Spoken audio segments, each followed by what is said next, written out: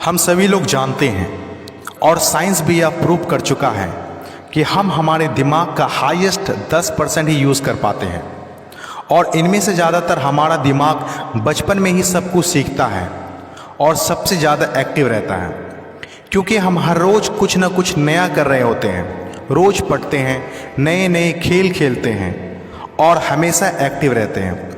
लेकिन जैसे जैसे हम बड़े होते हैं, हम हमारे रोज़ के कामों में इतनी ज़्यादा बिजी हो जाते हैं कि कुछ नया करने और सीखने के लिए हमें टाइम ही नहीं मिलता। लेकिन इसके बावजूद अगर हम कुछ टाइम निकाल कर खुद को देते हैं कुछ नया करने के लिए, कुछ नया सीखने के लिए, कुछ नया पढ़ने के लिए, तो हम अपनी ज़िंदगी में ज़्यादा आगे बढ़ सकते हैं। अब आप सोच रहे होंगे कि ऐसा कैसे हो सकता है। इसको बताने के लिए मैं आपके साथ एक कहानी शेयर करना चाहूँगा। अफ्रीका में एक पेड़ काटने वाली कंपनी थी, जिसमें वहाँ के लोग पेड़ काटने का काम किया करते थे। जिनमें से जॉन नाम का एक वर्कर था जो पिछले 8 सालों से पेड़ काटने का काम कर रहा था। उसी कंपनी में एक बिल नाम का एक नया वर्कर आता है और एक ही साल में बिल की सैलरी बढ़ जाती है और उसे प्रमोशन भी मिल जाता है। जैसे ही यह बात जॉन को पता चलता है, वह सीधे कंपनी के मैनेजर के पास जाता है और उससे शिकायत करता है, सर, इस कंपनी में मेरे साथ अन्याय हो रहा है। मैनेजर ने कहा, नहीं जॉन, इस कंपनी को मैं मैनेज करता हूँ, ऐसा कुछ नहीं है। अगर तुम्हें कोई प्रॉब्लम है तो मुझे बताओ। जॉन ने कहा, सर, मैं यहाँ पिछले 8 सालों से काम कर रहा हूँ, लेकिन मेरा ना तो प्रमोशन किया गया है और ना ही सैलरी बढ़ाई गई है। लेकिन बिल जो 1 साल पुराना है उसकी सैलरी भी बढ़ा दी गई है और प्रमोशन भी कर दिया गया है, जबकि सर प्रमोशन तो मेरा होना चाहिए था।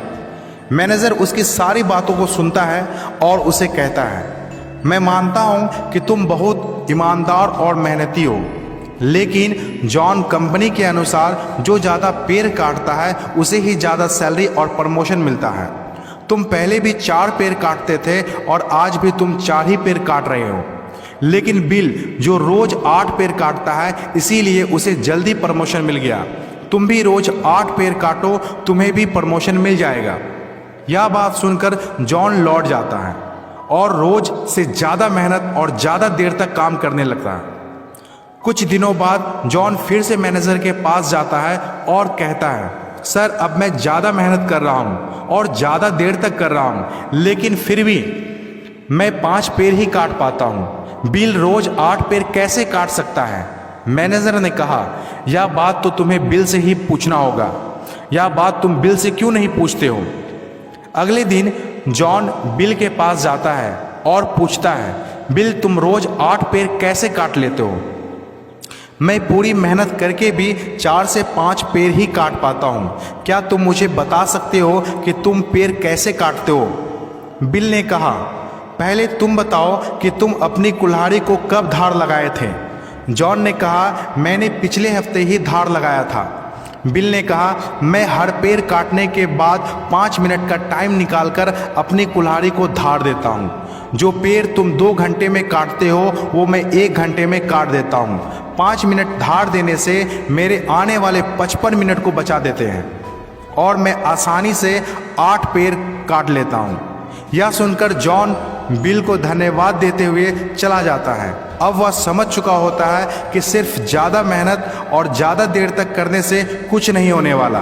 उसके साथ उसे अपनी कुल्हाड़ी को बार बार लगातार धार देते रहना होगा। जब भी हम वह धार देना बंद कर देंगे, उस समय से उसके कामों में असर दिखना शुरू हो जाएगा। जॉन अपनी कुल्हाड़ी में अब हर पेड़ काटने के बाद 5 मिनट का टाइम निकालकर धार करता है और कुछ ही दिनों में उसे भी प्रमोशन मिल जाता है। ये छोटी सी कहानी हमें 3 बातें सिखाती है। पहला, सिर्फ ज़्यादा मेहनत और ज़्यादा टाइम देने से आपको ज़्यादा अचीवमेंट मिले यह ज़रूरी नहीं है। दूसरा, अगर कोई इंसान सेम काम सेम टाइम में ज़्यादा अचीवमेंट कर रहा है तो हमें उनसे पूछना चाहिए और सीखना चाहिए और इम्प्लीमेंट भी करना चाहिए, जिससे हम भी अपनी ज़िंदगी में ज़्यादा अचीवमेंट कर सके।